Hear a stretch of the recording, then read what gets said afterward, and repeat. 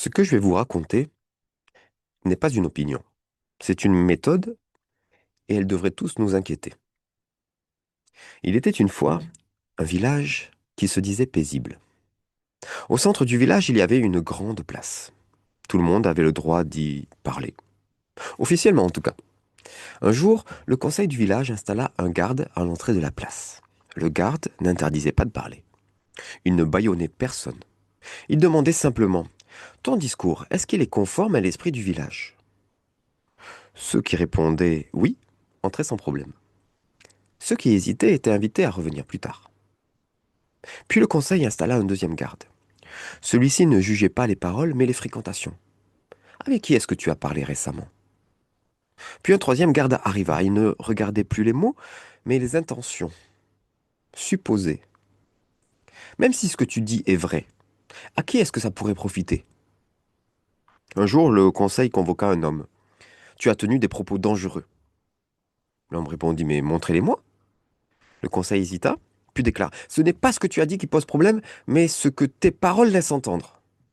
L'homme demanda: mais qu'ai-je dit exactement? Peu importe, nous savons ce que tu voulais dire.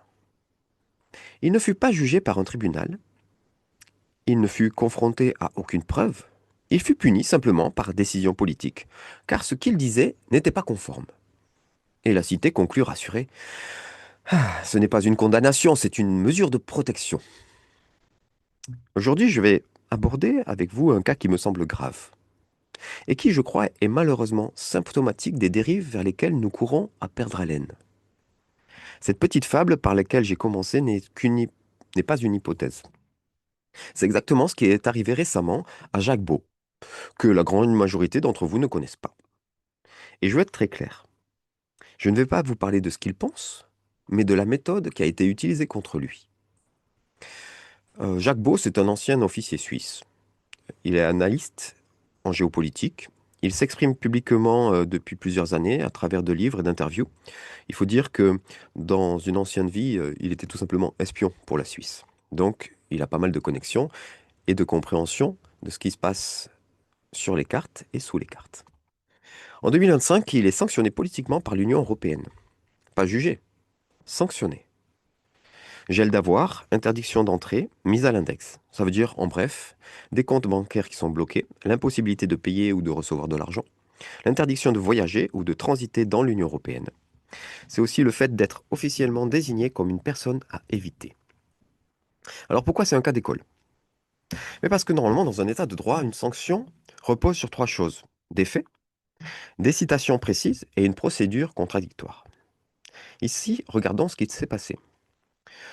Le document qui justifie la sanction, que je vous mets en lien dans la description de cette vidéo, affirme que Jacques Beau aurait soutenu que l'Ukraine aurait orchestré sa propre invasion pour rejoindre l'OTAN. Cette position farfelue, il ne l'a jamais tenue. Ce n'est pas une formule qui est mal formulée, ce n'est pas sorti de son contexte, non. Il n'existe aucune citation privée ou publique, sourcée, vérifiable, où il affirme cela. Ce qu'on trouve de lui, ce sont des analyses, parfois contestables, parfois dérangeantes, sur les causes du conflit, ainsi que sur d'autres sujets. No- Bref, je ne rentrerai pas dans le détail. Mais sur plein de sujets, ce monsieur s'exprime avec une certaine connaissance des dossiers. Euh, on peut facilement être en désaccord avec lui, mais il se base sur des sources qui sont 90% du temps otaniennes ou ukrainiennes ou états-uniennes. Donc des sources qui ne viennent pas de la Russie, mais qui sont nos propres sources. En gros, cet homme donne des analyses sur des situations. Et il y a des... Parfois, je suis d'accord avec lui, parfois, je suis en total désaccord avec lui. Mais analyser des causes n'a jamais été justifié. Et ça devient un cas d'école pour cette raison simple. Là, on ne sanctionne même pas une parole tenue, on sanctionne même pas une interprétation politique de cette parole. Non, on sanctionne quelqu'un pour ce qu'on décide qu'il voulait dire, même pas pour ce qu'il a dit. À partir du moment où une institution peut punir une personne sur la base d'une position qu'elle n'a jamais exprimée, la liberté d'expression devient conditionnelle.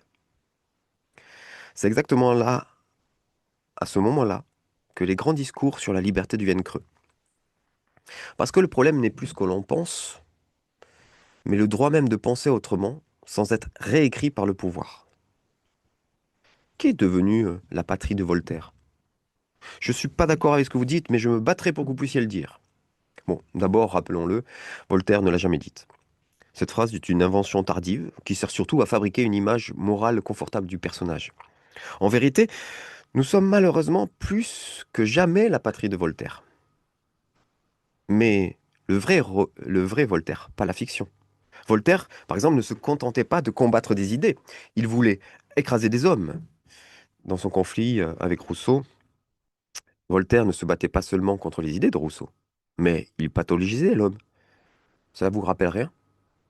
Cette stratégie redoutable que l'on connaît bien. Si ton adversaire est malade, alors plus besoin d'être réfuté. On ne discute plus, on disqualifie. Nous sommes là face à la réalité crasse de notre humanité. Nos idéaux ne sont qu'affichage. Nos pratiques ne sont même pas barbares, elles sont simplement déplorables. L'Europe, qui se targuait même d'être vertueuse et qui voulait transmettre sa vertu au monde, au travers de la Commission européenne, nous démontre sa petitesse et sa nature profonde. Quand en 2022, un adolescent russe scolarisé en France à Brive a été exclu d'une sortie scolaire avec sa classe uniquement à cause de sa nationalité, je n'ai rien dit, je n'étais pas lycéen. Quand en Europe, des concerts ont été annulés et des programmations modifiées parce qu'elles incluaient la musique de Tchaïkovski, un compositeur russe mort depuis 1893, je n'ai rien dit, je ne suis pas musicien.